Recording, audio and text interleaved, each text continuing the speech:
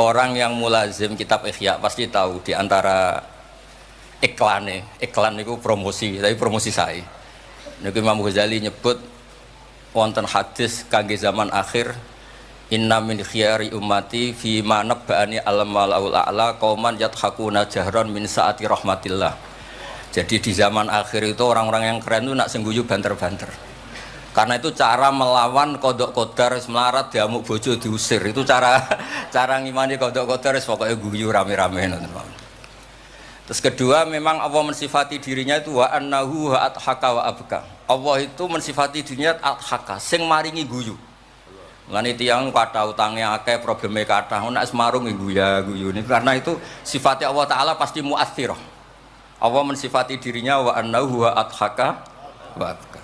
Terus kalau nate cerita tentang Habib niku cerita hadis tentang guyu. Kalau nate cocokan Mbak Habib Jindan niku banyak lah tentang hadis-hadis. Niki kalau waos niki karena Maulid Simtid Duror kalau moco nanti saya pastikan secara ilmiah. Di antara khas beliau ketika sholawat ngendikan sholatan yattasilu biha ruhul musolli alaihi. Jadi di mana-mana sholawat itu bukti bahwa roh kita itu tersambung dengan ruh Rasulullah Shallallahu Alaihi Wasallam. Dawe Sayyid Muhammad ketika ngendikan bagaimana biruhil anbiya. Bahkan Imam Malik itu memakruhkan orang bilang zurtu qabran nabi, enggak suka. Harus bilang zurtun nabiyya Shallallahu Alaihi Wasallam. Li'annan nabiyya hayyun, karena nabi itu hidup. Kata Sayyid Muhammad, Allah ngendikan wala taqulu lima yuqtalu fi sabilillahi amwat. Amatus syuhada umum. Orang kebanyakan saja enggak boleh disifati amwat, padahal ini syuhada kebanyakan. Apalagi Rasulullah sallallahu alaihi wasallam la yuqalu lahu mayyit. Karena amatus syuhada saja wala taqulu lima yuqtalu fi sabilillahi amwat. Hada Rasulullah. Lah nanti terus ada perdebatan ulama itu di sisi analisis. Itu ulama pasti debat. Meskipun sawangannya rukun kita tetap debat. Kalau Habib Ahmad cara level gitu debat, tapi kalau kalah senior, kalah sekabiannya. Begini, Abdullah bin Mas'ud itu suka menstatuskan Nabi itu nyon sewu mata maktulan, tufiya maktulan. Karena dengan demikian Nabi itu nala darasata syuhada, karena Nabi biar berstatus syahid. Secara lahir juga benar. Karena secara lahir Nabi itu samathu imro'atun Yahudiyah. Ketika perang Khaybar Nabi sempat diracun oleh imro'atu Miskan bin Salam. Sehingga ketika setahun beliau mau wafat ngendikan makanan yang saya makan ketika Khaybar efeknya sampai sekarang. Dan sekarang saatnya usus saya putus. Fal'ana awanun kita abhari. Tapi banyak ulama yang enggak sependapat. Karena Nabi itu maksum. Enggak boleh seorang Nabi itu tufinya karena dimaktul, dibunuh orang kafir. Ya monggo lah, tetap semuanya ini niatnya takdim. Yang satu senang mensifati dengan status maksum, Nabi tidak boleh maktul. Yang satu enggak apa-apa biar berstatus apa? Syahid atau berstatus syuhada. Jadi analisis-analisis seperti itu ya enggak apa-apa, karena ya asal ulama ya yang ngendikan, tidak liberal, tidak orang yang tidak banyak baca.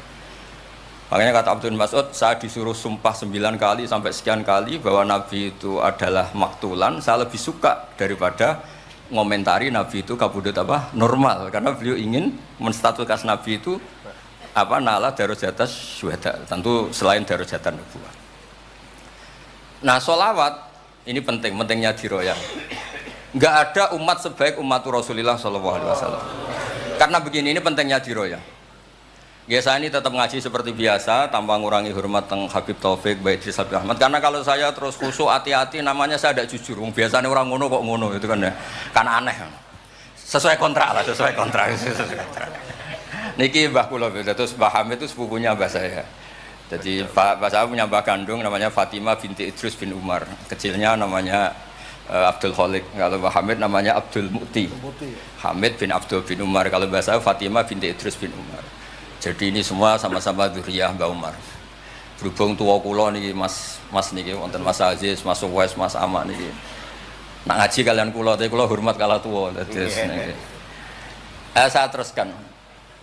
Analisis itu penting karena kekuatan diroyah itu menjadikan orang dengan Islam itu nyaman. Nyaman tuh begini, misalnya begini, surga itu bifadlillah. Orang yang khusyuk mulai kecil sampai tua nggak pernah maksiat kan rugi. Tak rewangi khusyuk jebule swarga bifadlillah. Terus kayak, wah enak sing nakal-nakal kok swarga bifadlillah. Tapi ketika kita diroya, ada riwayat orang yang cerita orang dulu itu ibadah khamsami'ati am sampai 500 tahun, cerita dulu orang umur yang panjang-panjang. Terus sama Allah disuruh, silakan Anda masuk surga. Karena apa? Ya karena fadlku kata Allah. Kata dia, enggak Gusti, saya enggak pernah maksiat saat taat terus gini-gini. Terus Allah ngendikan, ya sudah kamu di surga 500 tahun. Loh katanya surga selamanya. Ibadah kamu kan hanya 500 tahun. Kan ini sesuai. Yang abadi itu fadl saya, rahmat saya. Ibadah kamu kan terbatas, maka surganya juga harus terbatas. Oh terus lagi ya fadl Allah gitu. Jadi itu pentingnya diroya. Diroya itu analisis yang terus nyaman.